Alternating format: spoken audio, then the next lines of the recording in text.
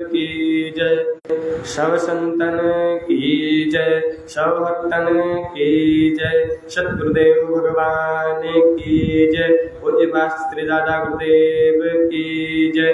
जय जय श्री राधेश्याम, जय जय श्री सीताराम। अखिलांड कोटि ब्रह्मांड नायक परात्पर अखिलेश्वर भगवान श्री हरि की आशीम अनुकंपा। कार्तिक महामहोत्सव इस पावन धरा भृगु क्षेत्र पर इस तुच्छ दास को आने का परम सौभाग्य, उसमें भी अति दुर्लभ कार्तिक मास में आने का सौभाग्य, अति उत्तम, उसमें भी गूढ़ कृपा, अति कृपा शालिग्राम जी हनुमंत लाल की सेवा, अति गूढ़ कृपा प्राचीन तपस्थली पे संतों की सेवा, संतों का आशीर्वाद, अति गूढ़ कृपा कार्तिक महात्म की कथा कहने का अवसर इस दास को प्राप्त हुआ। निश्चय ही पूर्व जन्म के कई एक नहीं कई जन्म के मेरे पुण्य उदय हुए, तब जाकर के इस पावन क्षेत्र पर विराजमान होकर के बैठ करके साधना करने का, पाठ करने का, सुनाने का और हनुमंत लाल की सेवा करने का, श्री शालिग्राम जी महाराज की सेवा करने का मुझे सौभाग्य प्राप्त हुआ। ऐसा मैं मानता हूँ कि अनंत जन्मों का जब मेरा पुण्य उदय हुआ है तब जाकर के ये सेवा स्वीकार किया है हनुमंत लाल। हम लोगों का परम सौभाग्य कि हमारे समीप में हनुमंत लाल, साक्षात हनुमंत लाल जी विराजमान है। मैंने आज तक इतनी जगह पे घूमा है, कहीं पे भी लाल हनुमान जी नहीं देखे सरकार, और यहाँ पे मैंने पहली बार 19 साल की उम्र में पहली बार लाल हनुमान जी देखे। और बड़ा ही अद्भुत, मैं मानस जी का पाठ सुनाता हूँ यहाँ बैठ करके, मुझे ऐसा प्रतीत होता है कि हनुमान जी साक्षात बैठ के सुन रहे हैं। बच्चा सुनाओ, तुम्हें जो आता है तुम सुनाओ। मैंने 2 दिन में इस चीज का अनुभव किया है कि परम सौभाग्य हम लोग। कार्तिक महात्म के तृतीय दिवस की पावन बेला हम लोगों ने कृष्ण किया कि कार्तिक स्नान करने वाले के क्या गुण होते हैं, उसमें कौन कौन सी आवश्यकताएं होती हैं। उसके कार्तिक महात्मा जो करता है, कार्तिक का व्रत जो करता है, वो जहाँ पे रहता है वहां से कोसों दूर भूत प्रेत पिशाच यक्ष राक्षस गंधर्व ये तो उस स्थान से कोसों दूर रहते हैं, उसके नजदीक नहीं आ सकते। जहाँ पे कार्तिक व्रती की श्रद्धा पूर्वक, कार्तिक व्रत करने का विधान तो महाराज जी बाद में बताया है, जो कार्तिक व्रत करता है उसकी जहाँ पे पूजन हो जाता है वहां से कोसों नारायण की कृपा हो जाती है, कोसों कोसों तक। ऐसा कार्तिक महात्म्य में वर्णन आता है, पद्म पुराण में ऐसा वर्णन आता है। व्रत हमारे जीवन में एक उद्धार करता है, व्रत हमारे जीवन का संस्कार श्रृंगार करता है। जब हमारे जीवन में व्रत नहीं आएगा तो हम किसी को कुछ दे नहीं सकते। मैंने देखा है सरकार कि लोग खूब पैर धुलवा धुलवा के पिला रहे हैं कि पियो पियो, सब तुम्हारा इसी कल्याण होगा। लेकिन हमने देखा सरकार एक माला भी पूरे दिन में नहीं जप सकते हैं। लोगों को बताएंगे कि मैं इतना आज करता हूँ, इतना करता हूँ, और सामने जाके देखो कि एक झोली में एक हाथ भी नहीं जाता है कि भैया तुम थोड़ा सा जप लो। लेकिन आप किसी को कुछ दे सकते हो, कब दे सकते हो? बोले जब तुम स्वयं तपस्या किए रहो, जब स्वयं तपे रहोगे तब उसको बता सकते हो कि बेटा ऐसा करने से ऐसा होता है, ये करने से ये होगा, ये करने से ये प्राप्त होगा। ऐसा नहीं करोगे तो रघुनाथ की कृपा नहीं होगी। और कृपा चाहिए तो निर्मल मन चाहिए। निर्मल मन जन सो मोहि पावा, मोहि कपट छल क्षेत्र न भावा। यहाँ पे कह रहे निर्मल मन जन सो मोहि पावा।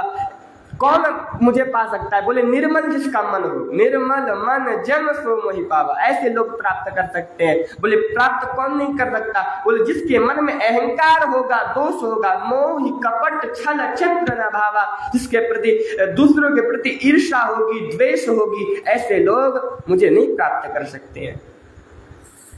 और निर्मल मन कब होगा? बोले जब रघुनाथ के चरणों में मन लगेगा। रघुनाथ के चरणों में मन कब लगेगा? जब हम आराधना करेंगे, सेवा करेंगे और तपस्या करेंगे, रघुनाथ के नाम का गुणगान करेंगे, तब जा करके रघुनाथ के चरणों में हमारा मन लगेगा। जब मन लगेगा तब मन निर्मल होगा, निर्मल मन होगा तब जाकर संतों की सेवा होगी।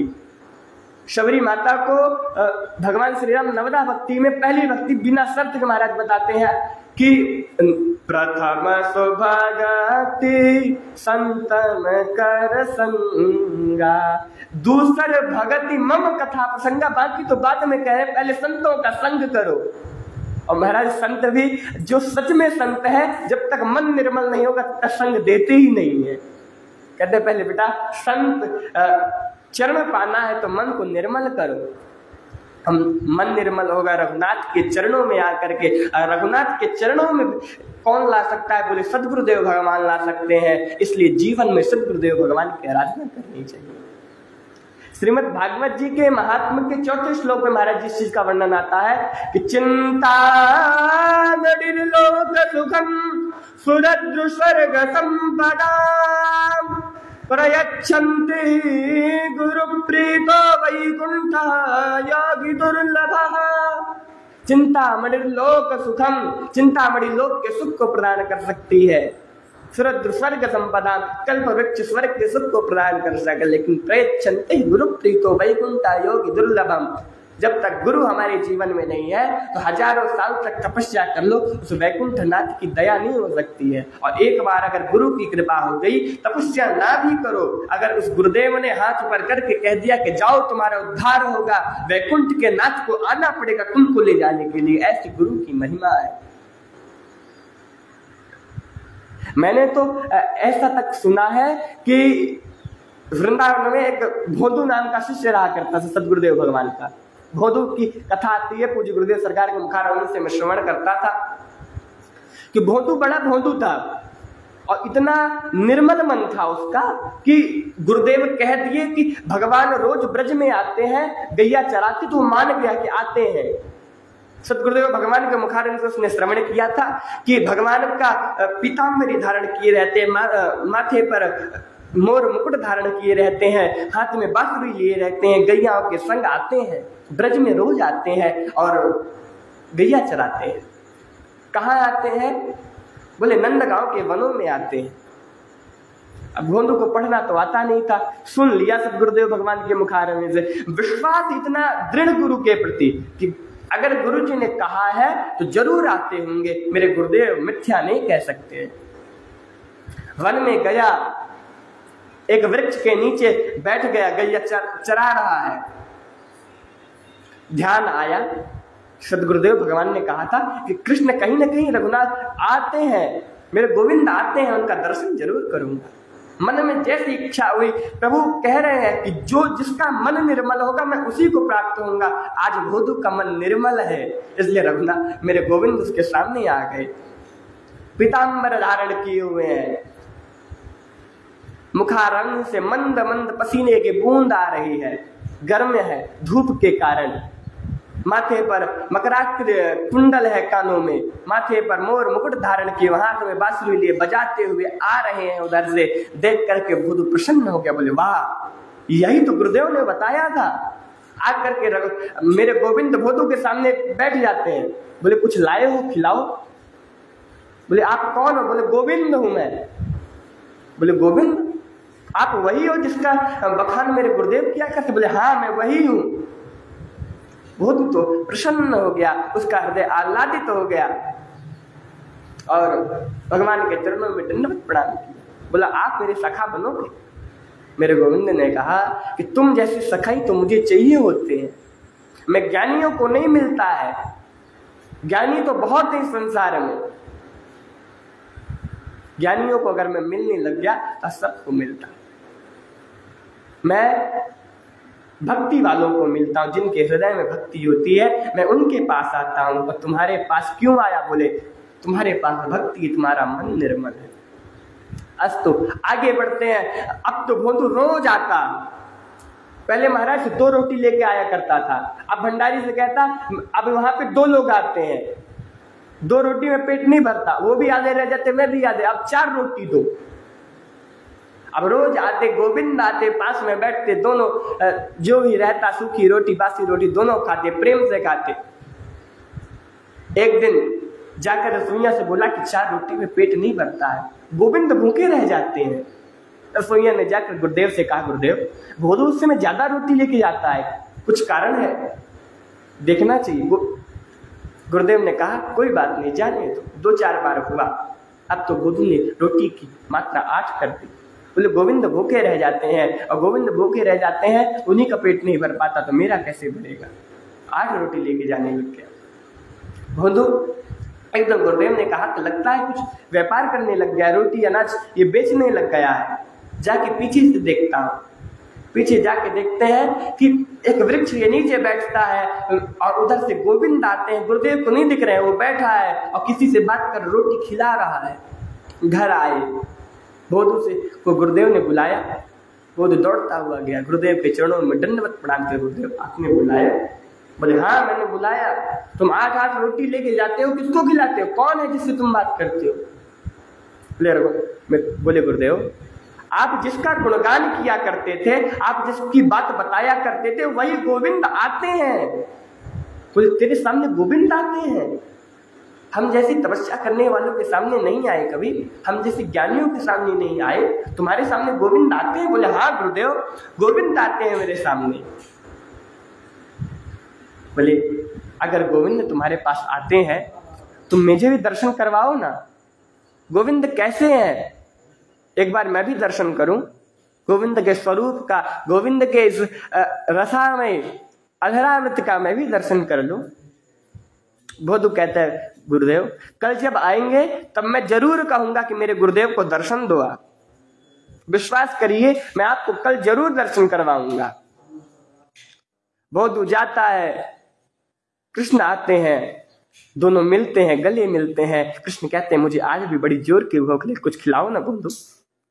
भोदू कहता है हाँ लेके आया हूं ना, पोटली से बासी रोटी जो रात की बची रहती है, क्योंकि सुबह सुबह कुछ बनता नहीं है आश्रम में, जो रात की बची रहती है वही पोटली लेके आया होता है, ऊपर गुड़ रखा रहता है, गुड़ से तोड़ तोड़ के गोविंद को खिलाता है। गोविंद बड़े भाव से खाते हैं।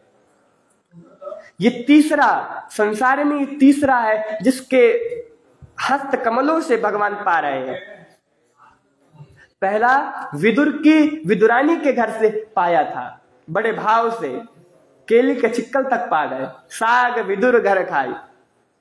दूसरा सबरी की यहाँ वैर खाए, आज भोदू के हाथों से बासी रोटी खा रहे हैं।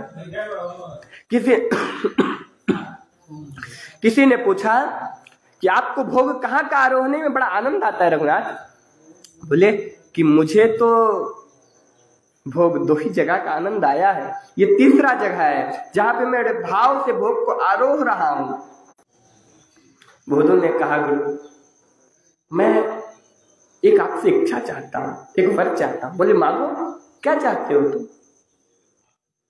बोले कि जैसे आप मुझे दिखते हो ऐसे आप मेरे गुरुदेव भगवान को दिख जाओ ना। उनको क्यों नहीं दिखते? वो बहुत बड़े ज्ञानी है, बहुत माला जप करते हैं, आपकी बहुत तपस्या करते हैं, उनको दिखो ना। गोविंद ने तुरंत कहा नहीं उनको नहीं दिख सकता। बोले क्यों? बोले तुम्हारे गुरुदेव को नहीं दिख सकता, तुम्हें दिख सकता। गोविंद रोटी खा ही रहे थे, गोविंद ने हाथ पकड़ लिया। बोले अगर मेरे गुरुदेव को नहीं दिख सकते हो तो ये रोटी भी उन्हीं की क्यों खा रहे हो?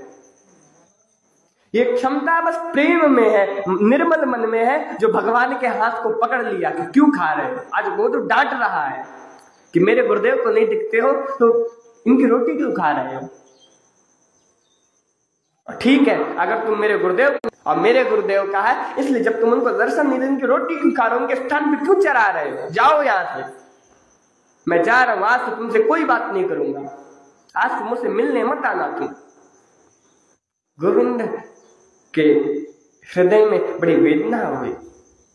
गोविंद आगे भोदू जाने लगे अपनी गरियाओं को लेकर के। गोविंद दौड़ करके जा करके भोदू के पीछे ऐसे लपटे जैसे कोई बंदर अपने माँ के पीछे लपट जाता है और चिपक करके बोले भोदू मैं तेरे गुरुदेव को दर्शन दूंगा, तू गुस्सा मत हो, मुझे रोटी खिलाना, तू क्रोध मत कर, मैं तेरे बिना रह नहीं सकता हूं। और जिस दिन गोविंद ये कहते हैं कि मैं तुम्हारे बिना नहीं रह सकता हूं, उस दिन मानो कि जीवन सार्थक है। इस दिन मेरे रघुनाथ कह दें कि मैं तुम्हारे बिना नहीं रह सकता हूं, उस दिन ये जीवन सार्थक है। जिसने रघुनाथ दिखने लग गया कि हाँ जीवन में इतनी सेवा करनी चाहिए ठाकुर जी की कि ठाकुर जी कह दे कि हाँ मैं तुम्हारा हूं, मैं तुम्हारा हूं। तो सब लोग कह देते हैं, लेकिन रघुनाथ कह दे कि मैं तुम्हारा हूं, तब मानो कि हाँ इस जीवन की जीने की सार्थकता हो गई है। यही जीवन का असली आधार है, यही जीवन का असली आनंद है। इसलिए रघुनाथ का चिंतन करते रहना चाहिए, रघुनाथ का गुणगान करते रहना चाहिए। तो भौतों के द्वारा, एक शिष्य के द्वारा गुरुदेव को गोविंद के दर्शन हो गए। यहाँ पे विशेष क्या बोले कि निर्मल मन है, पहला निर्मल मन है, दूसरा गुरु की कृपा है। और जब तक गुरु की कृपा और निर्मल मन नहीं होगा तब तक मेरे रघुनाथ कभी दर्शन नहीं देंगे। ऐसी मानस जी में सुतीक्ष्ण जी की कथा आती है। अगस्त जी के ये यहाँ पे सुतीक्ष्ण जी कहते हैं सरकार कि मैंने कोई तपस्या नहीं की है, मुझे तो आता ही नहीं है कि मैं तपस्या क्या करूंगा, ये तो मेरे गुरुदेव का फल है, मेरे गुरुदेव की तपस्या का फल है। गुरुदेव ने कहा जब तक रघुनाथ को लेकर नहीं आओगे तब तक आना नहीं। और कई जन्मों तक अगर सुतीक्ष्ण जी बैठे रह जाते तब भी नहीं कर पाते। यहाँ पे तुमने दिमाग लड़ाया है। क्या दिमाग लड़ा? बोले आश्रम से पहले मैंने गुरुदेव को मुखारंभ से सुना है कि रघुनाथ इधर से ही जाएंगे और मुझसे मिलेंगे, और अगर मैं अलग जाकर के कहीं बैठ जाऊंगा तो रघुनाथ तो कभी नहीं आएंगे, और मेरे अंदर में समर्थता ही नहीं है कि मैं रघुनाथ को प्रकट कर सकूं। बोले फिर क्या करूं? बोले रघुनाथ इसी रास्ते से आएंगे, इसलिए 2 किलोमीटर आगे जाके बैठ जाता हूं। जब आएंगे तो सबसे पहले मैं ही पकड़ूंगा और मैं ही प्रणाम करके लेके आऊंगा, तो गुरुदेव भी प्रसन्न हो जाए। तो यहाँ पे बुद्धिमत्ता नहीं है, यहाँ पे निर्मल मन है कि मन निर्मल होना चाहिए। सुतीक्ष्ण जी जब भगवान का गुणगान किया करते थे तो पीछे से एक वृक्ष की ओट से रघुनाथ जी माता सीता और लक्ष्मण लाल को दिखाते हैं कि देखो ये सुतीक्ष्ण है, और जब तपस्या करते हैं तो देखो नग्न अवस्था में हो जाते हैं, न सुध रहती है न बुध रहती है। बोले क्यों? बोले ये तपस्या की चरम सीमा है, और ये चरम सीमा कब प्राप्त? बोले जब गुरुदेव की सन्निधि प्राप्त होती है, गुरुदेव की सन्निधि कब प्राप्त होगी? बोले जब मन निर्मल होगा। तो आज सुतीक्ष्ण जी को भगवान प्राप्त हुए, तो क्यों प्राप्त हुए? बोले कि निर्मल मन है उनका, इसलिए प्राप्त हो गए हैं। बोले भक्तवत्सल भगवान की जय। कल हम लोगों ने तृतीय दिवस की कथा को श्रवण किया। किस प्रकार से गुणवती कार्तिक का व्रत करके वैकुंठ लोक को चली गई, अगले जन्म में वही सत्यभामा हुई। आज तृतीय दिवस की कथा।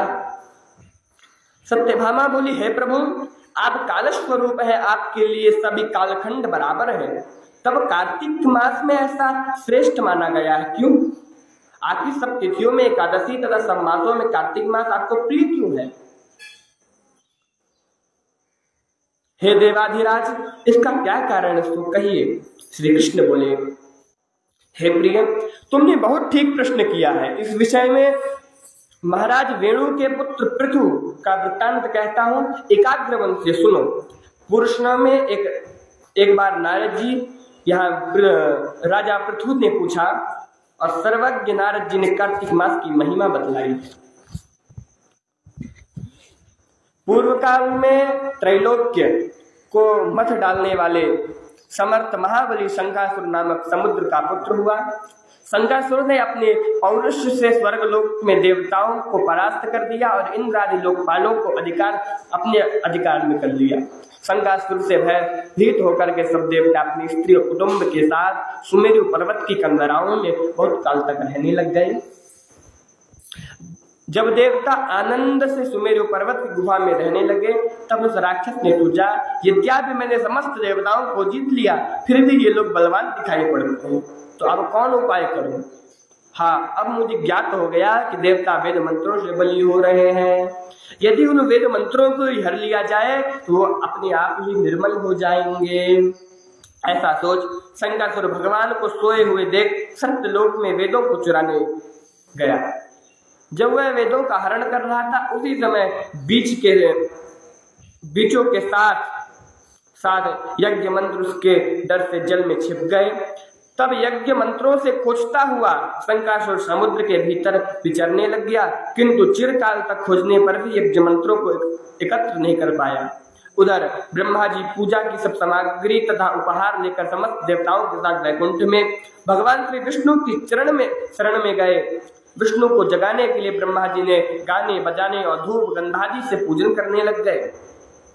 ब्रह्मा की आराधना से प्रसन्न हो भगवान जग गए। तब उन देवताओं ने हजारों सूर्य के तरह तेजस्वी भगवान विष्णु के दर्शन किया। तदनंतर उन्होंने विविध सामग्री से विष्णु भगवान की पूजा और साष्टांग प्रणाम किया। इससे प्रसन्न हो भगवान विष्णु बोले, मैं आप सज्जनों के कीर्तन और मंगला गान से अति प्रसन्न हूँ।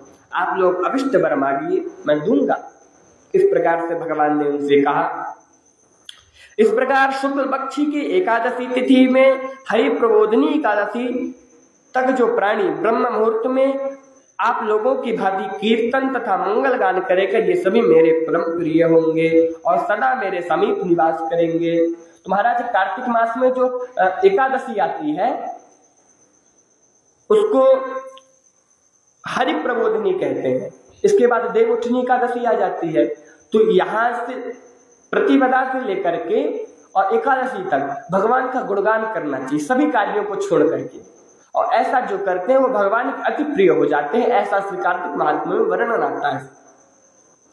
जो पाद्य अर्घ्य और आचमनी आदि सब सामग्रियों से आप लोगों ने मेरा एकत्र किया है, ये सब अंगणित गुण वाली होंगी। मुझे आपके क्लेश की बात ज्ञात हो गई है। शंकासुर वेदों को हर ले गया है। सभी वेद इस तरह समुद्र में है, सो मैं दुष्ट शंकासुर को मार करके उन वेदों को शीघ्र लाऊंगा।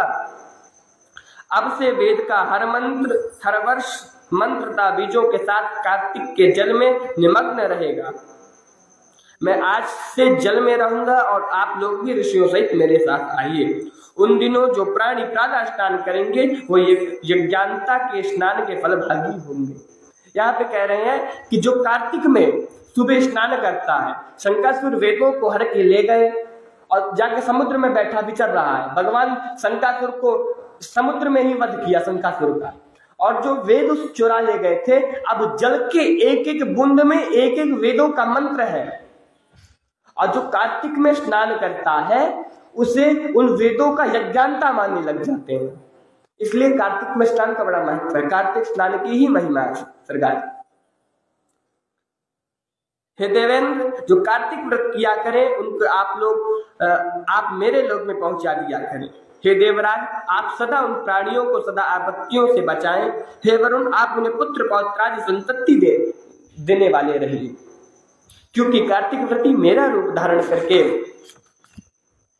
जीते जी मुक्त हो जाते हैं। जन्म से मरण पर्यंत विधि पूर्वक जिसने व्रत किया, ये आप लोगों की भी मान्य है और मुझे भी परम प्रिय है। विधि पूर्वक करने से दोनों व्रत जिस प्रकार प्राणी मेरे समीप पहुंचते हैं, वैसे कोई तीर्थ नहीं है, व्रत और कोई यज्ञ भी नहीं पहुंच सकता है।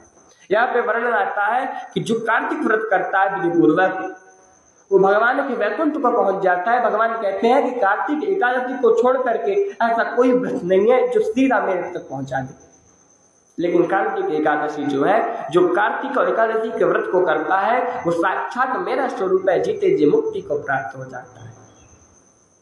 इसी प्रकार आज तृतीय दिवस की पावन कार्तिक महात्म्य कथा यहीं पे पूर्ण होती है।